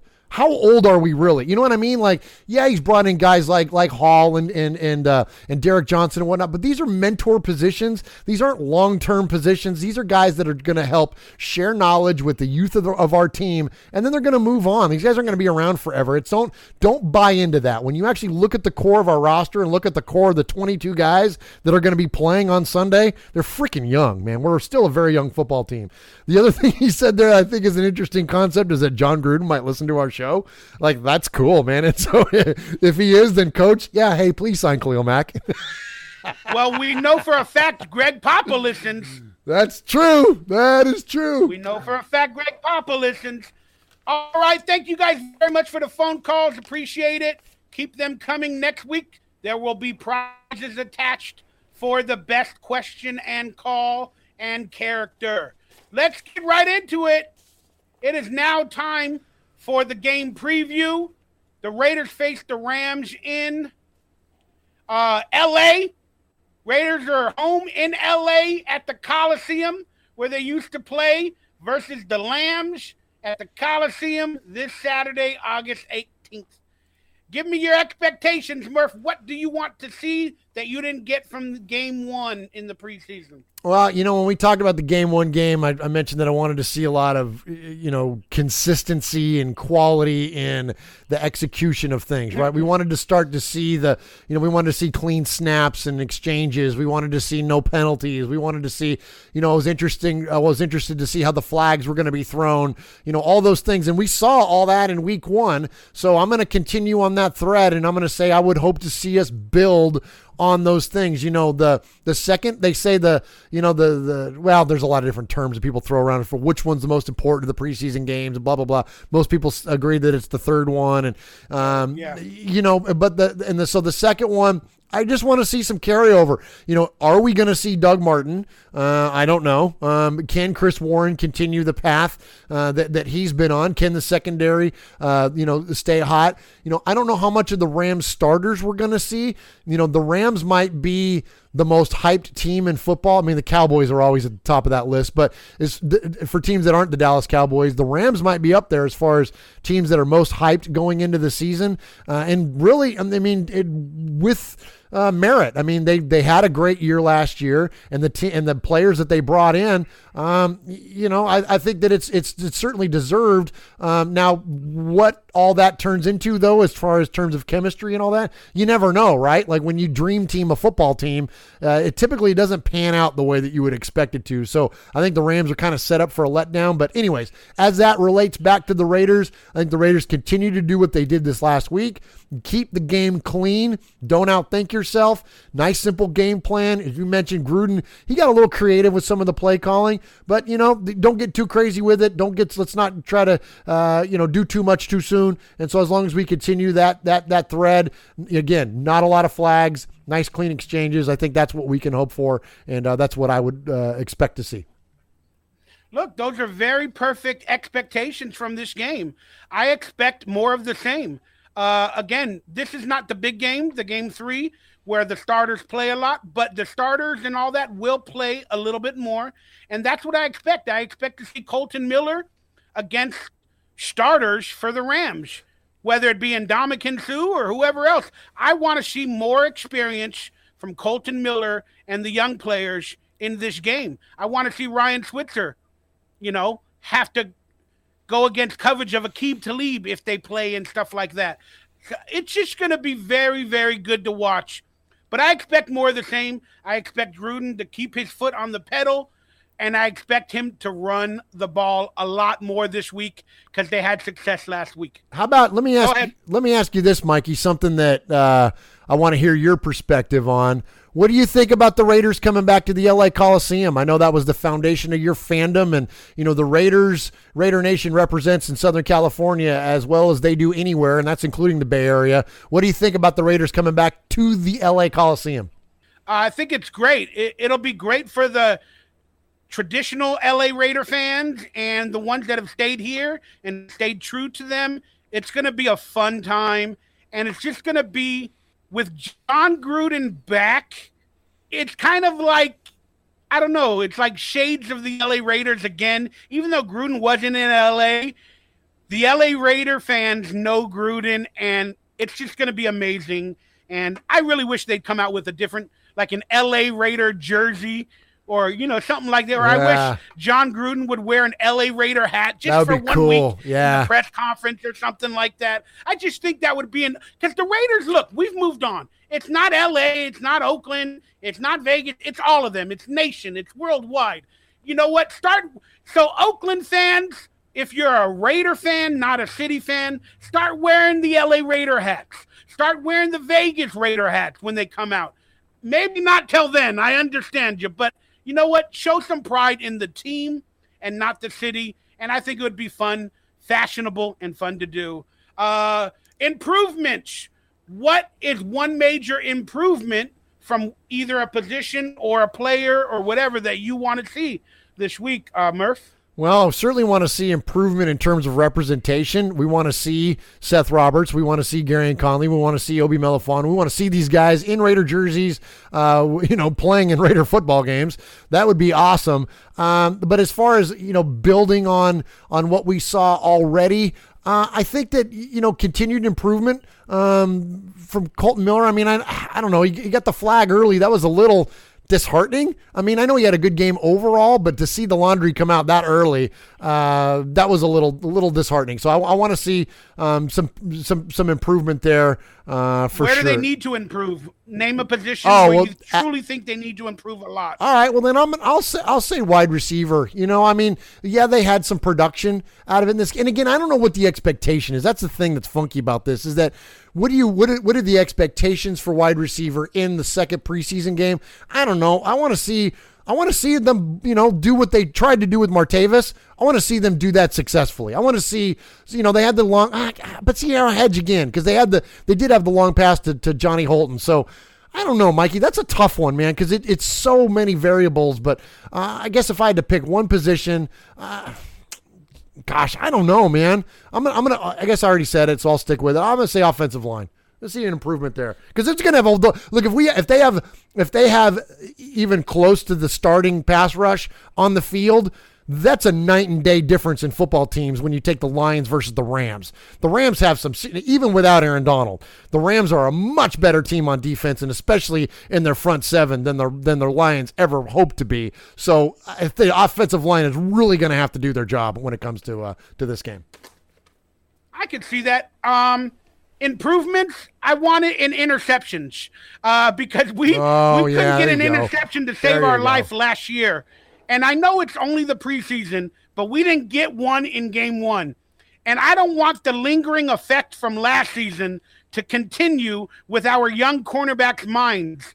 I do not want that going into the season. I want improvement in the secondary with Gary and Connolly, but I want interceptions right now. Get a couple of them, and let's start this thing off right. Your answer was way better than mine. That's a great answer. It's okay. I had time to think about it, brother. All right. Who do you expect your standout on offense and defense to be this week?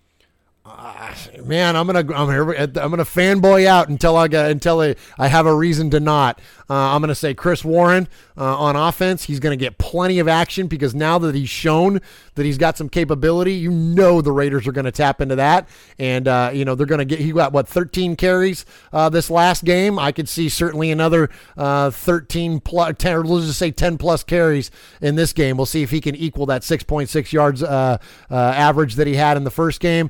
And then in defense, I'm going to go with Markel Lee. We'll see how he rates out again. I think, again, another strong performance against a much better team. Look, the Rams are better than the Lions. It's just flat out. They have more talented personnel on both sides of the ball. And so if Markel Lee can turn in the same kind of performance against more of the Rams starters, then I think that's a good place to go with it. So I'm going to go with Chris Warren and Markel Lee. I expect a standout game on defense to be from Arden Key. I want to see it. I hope it happens. I hope he plays. I think it should happen.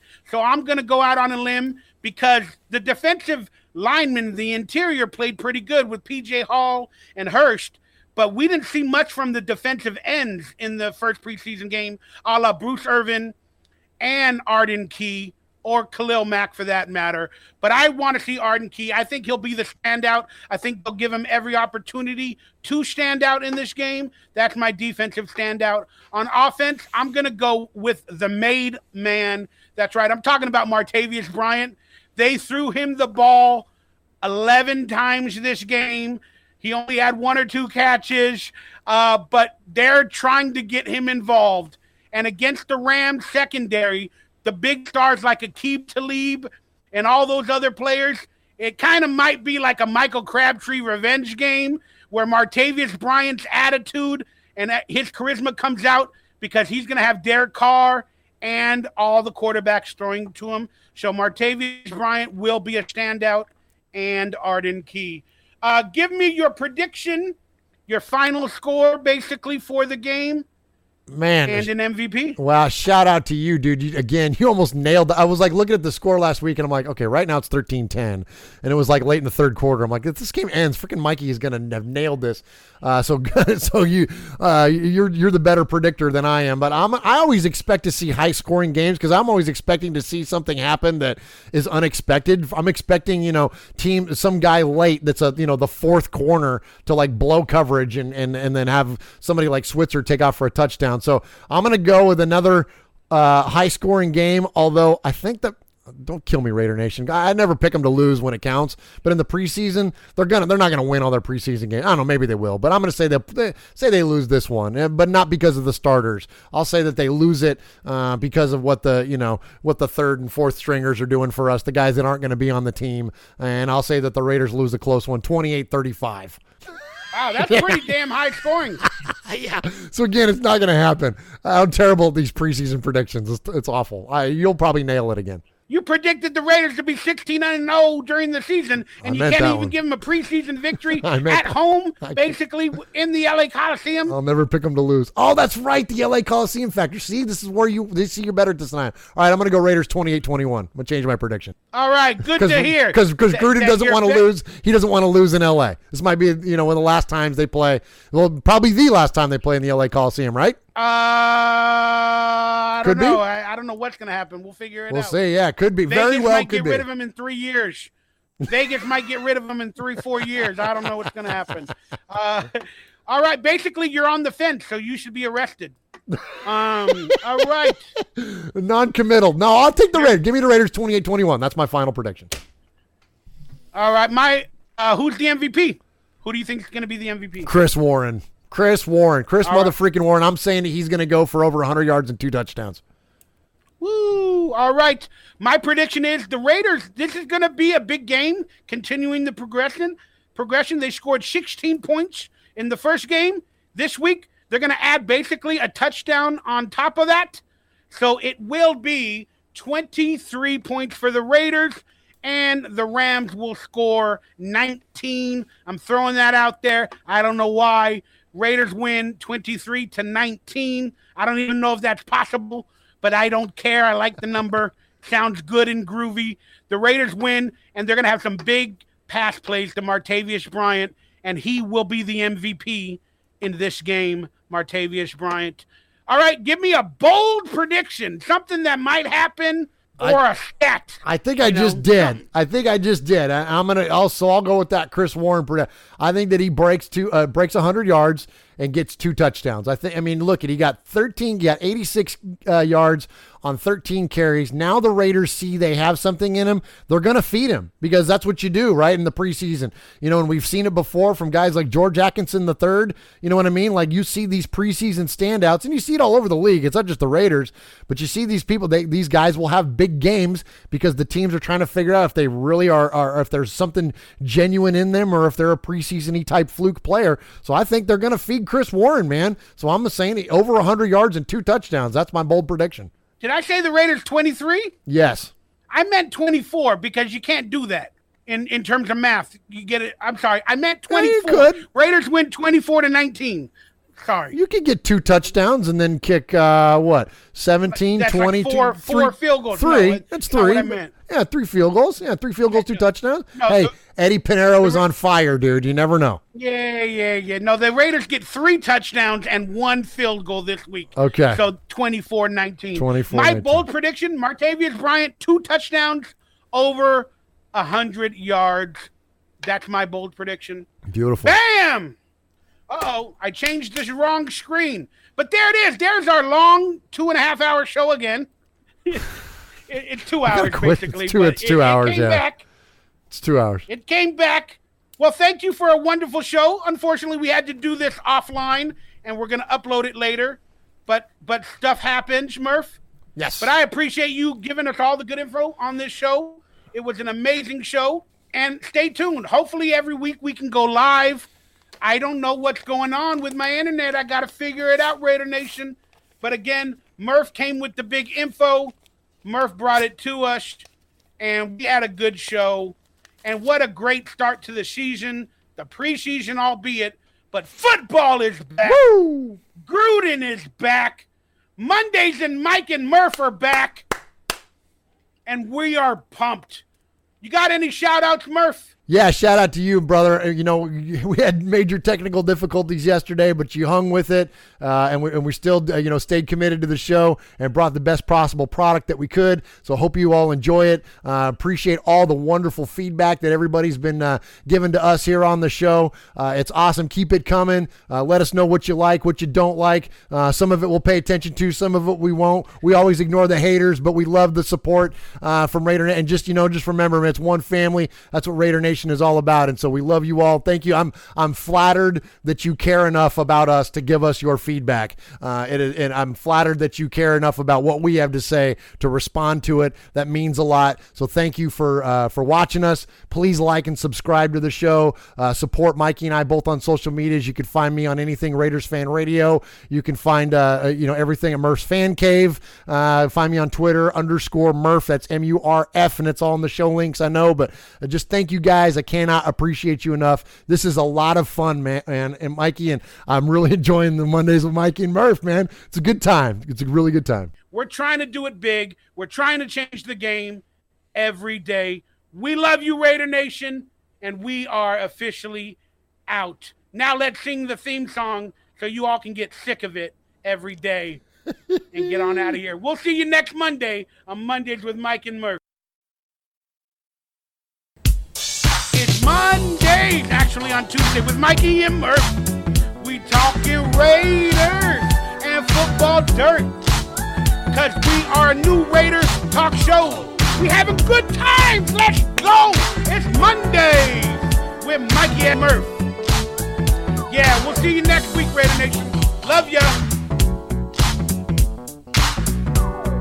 We just do the dancing out. Let everybody hear the beat, so they can add their own rap. It's Monday with Mikey and Murf.